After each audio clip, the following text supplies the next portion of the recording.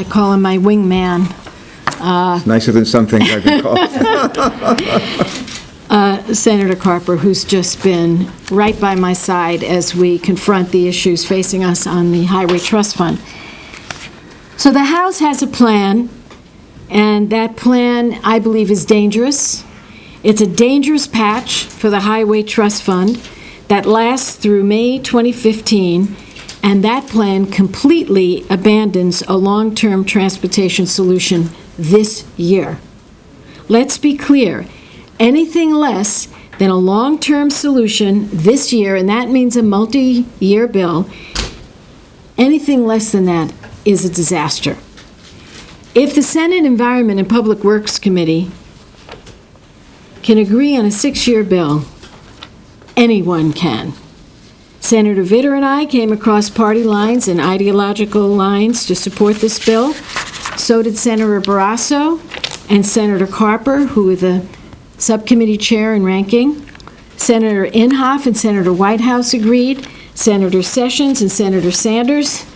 You can see by listening to these colleagues of mine that we reflect the broad range of ideology in the Senate.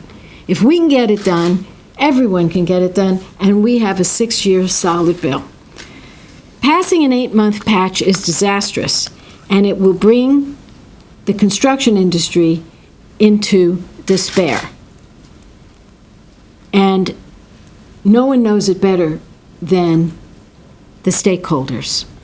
And an unprecedented coalition has come together for a multi-year bill this Congress. And let me tell you who they are.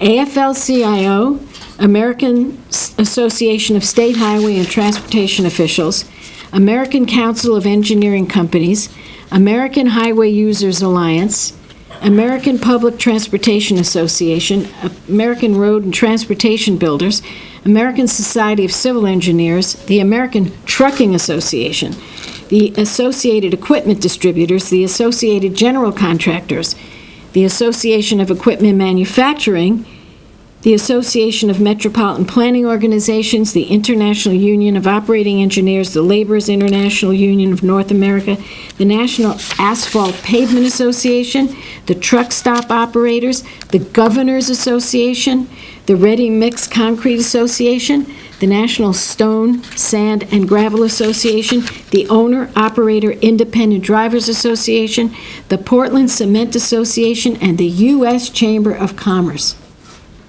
Friends, this is a coalition that is unprecedented.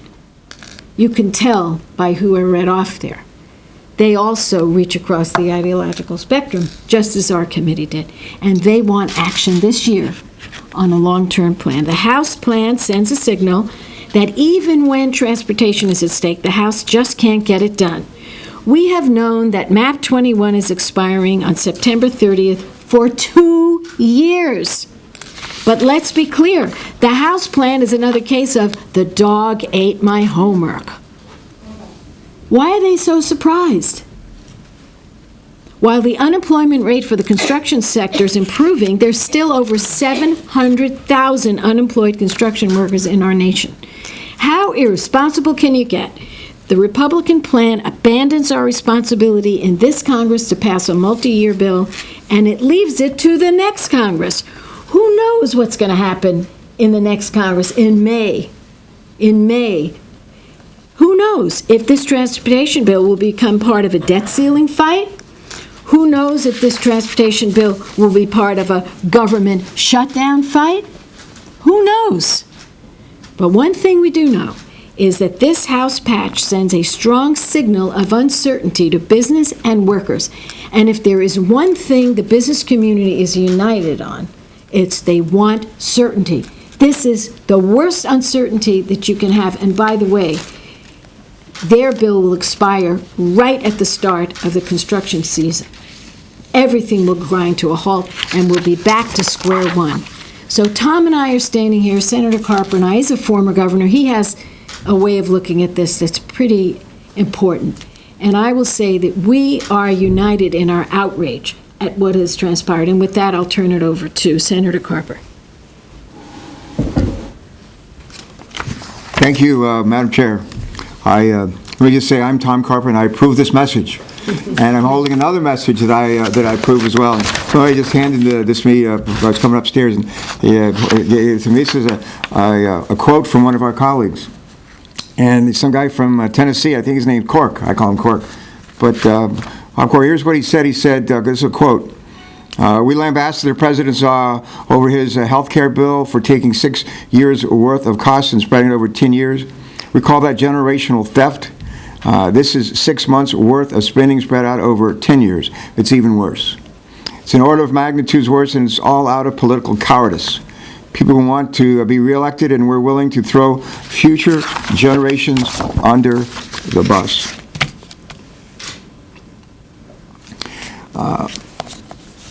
Definition of insanity has been heard it described as many things, but among my favorite definitions of insanity is Albert Einstein doing the same thing over and over again and expecting a different outcome.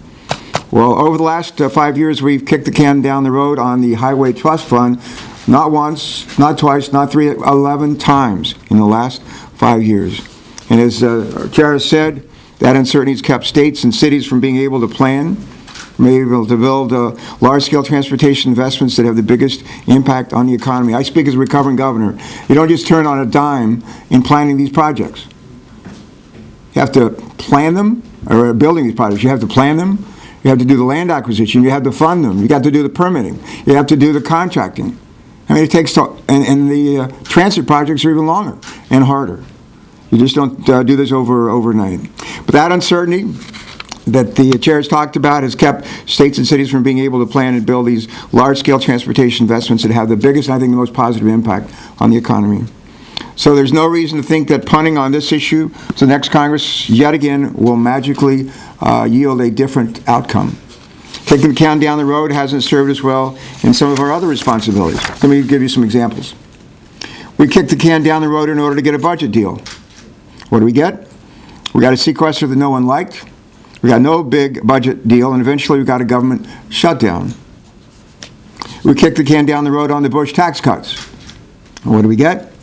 We got a deal that hurt our chances for long-term comprehensive tax reform. We kicked the can down the road on the debt ceiling. And what do we get? We got awfully close to a national default. We rattled the financial markets, and we stunted economic growth.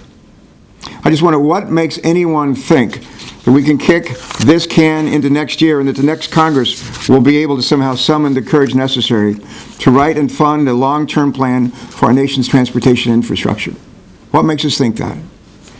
If we extend transportation funding past the end of this year, I guarantee that next year we'll extend it again, and then extend it yet again when that expires. It is this Congress's responsibility to fund our roads, highways, bridges, and transit systems now. It's our responsibility. It's not the responsibility of the next Congress.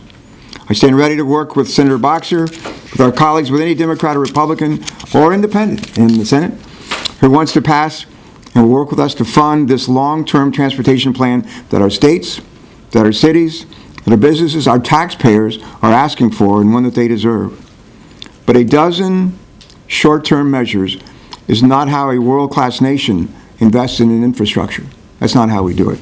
It's wasteful, it's inefficient, it'll hurt our economy and our country. I'll close with this. I started thinking about this today coming down the train this morning, and I came up with a car analogy. If you will, think of the car, our car is our economy, the American economy. 5 years ago, we were at the bottom of a big hill, and we've been climbing up that hill, gaining speed, and we've now hit the crest of the hill. And we're in a position where we can, frankly, it's downhill, it looks good, there are no traffic jams out there, we can hit the accelerator, kick it into overdrive. Or we can take our foot off the accelerator and start tapping the brake. And I promise you, if we don't do this work this year, if we don't get this done this year, we're going to tap the brake again and again and again next year, when we could be hitting the accelerator and kicking this baby into high gear. Thank you. You're exactly right. Stay here, Tom. Let me just say another way of saying that. It was said beautifully by a professor from MIT, I believe his name was Levy, who said that the surefire way to stop this economic growth is not to take care of the Highway Trust Fund in a very long-term, responsible way. And that is a fact. So we'll be happy to take your questions if you have any questions.